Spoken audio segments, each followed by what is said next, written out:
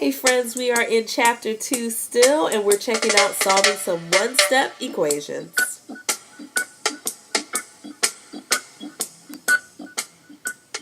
Vocabulary today is just two words, or two phrases I should say.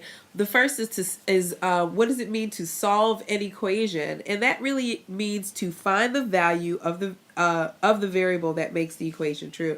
So if you had something like 2x plus 3 is equal to 9, could you find the value that would make that true? Anybody? Yes. So to solve it is to figure out what x is, and in that case x is 3.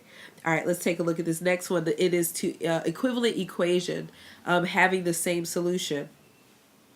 So here, if you look at this example up here, this is an equation and this is an equation, and both of these equations are equivalent because the solution to 2x plus 3 equals 9 is that x is equal to 3, and here x is equal to 3, which is an equation. I know that seems a little bit weird. Let me show you another example. Example here.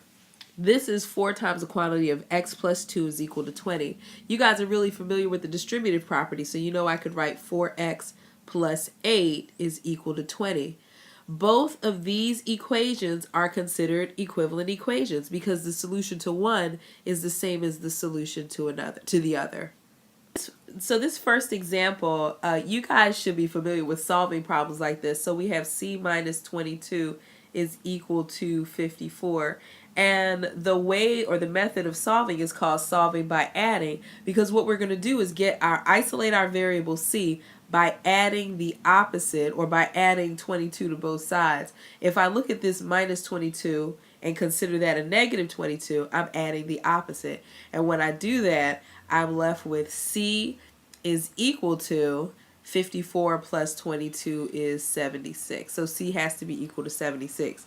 Obviously, we can go back and check. I'll just put a little check mark for our check.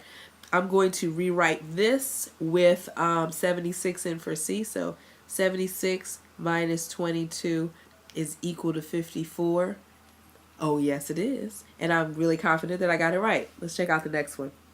Here in example, I am here with two other friends that brought to my attention, well, one of their other friends brought to my attention that I did this problem incorrectly.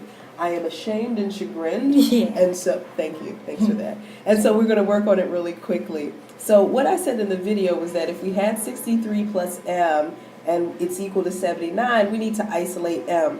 And what I like to typically talk about is adding the additive inverse, or the opposite. So the opposite of 63 is negative 63.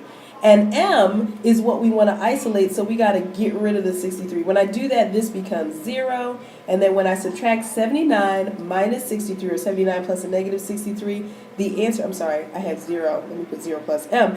Okay, 79 plus a negative 63 is going to become 16. For some reason in my mind, I even checked it, which is totally embarrassing.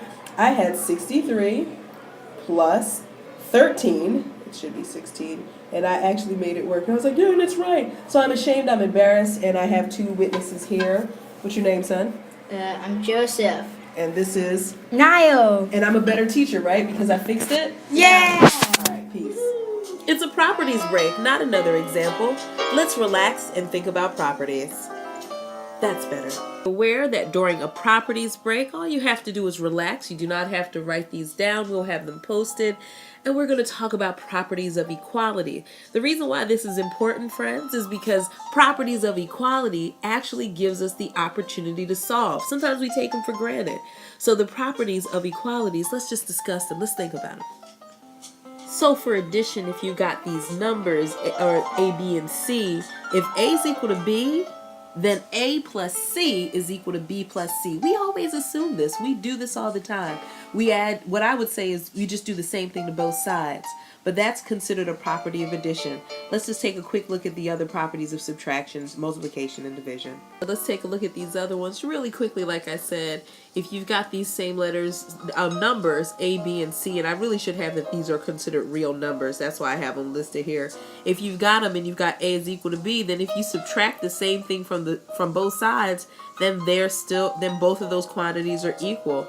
If you have A equals B and some terms C, A times C is going to be equal to B times C. You can do the same thing. You can multiply to both sides. And finally, again, if A is equal to B, then A divided by c is equal to b divided by c as long as these are all real numbers. And that's enough of our properties break.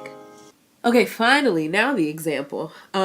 Example 3 says solve by multiplying or dividing. And so you can see again from our properties that we discussed, as long as you're doing the same thing to both sides, you're within the guidelines of mathematics, you're following the properties, and you're A-okay. So here we have this kind of ugly problem. 2/3 Q is equal to 1/2. And we're going to solve this by multiplying by the reciprocal of 2/3, which is 3/2. But what I do to one side, I've got to do to the other. Let's stop and have a quick recall of how to multiply fractions. When we multiply fractions, we multiply numerator times numerator and denominator times denominator. Notice here, 3 times 2 is 6. 2 times 3 is 6. Oh, that's why she multiplied by the reciprocal. Because you always get 1. We could have also cross-canceled out and said that's 1, that's 1, that's 1, that's 1. But I didn't want to scare you. All right, so we're just left with Q by itself. Let's see what happens over here.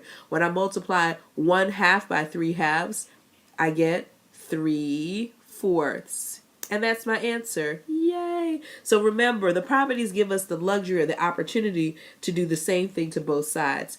Here's our final one. We have 39 is equal to -3r. And what we're going to do is we're going to recognize what we want. We want to know what r is. We need to isolate it. What is -3 doing to r? Multiplying. What's the opposite of multiplication? Division. So we're going to divide by -3. But again, from properties of equality, if we want to maintain equality here, we're going to use the division property of equality by dividing both sides. When I do that, I see that this guy cancels out, and r is equal to 39 divided by -3 is -13. And there we have it. All right, my friends, here we have our assignment, pages 86 through 89. And there's a number of problems here, but I think you're able to do it, and I think the practice is going to be good. Let's make sure we take a look at it in class tomorrow. Have an excellent evening.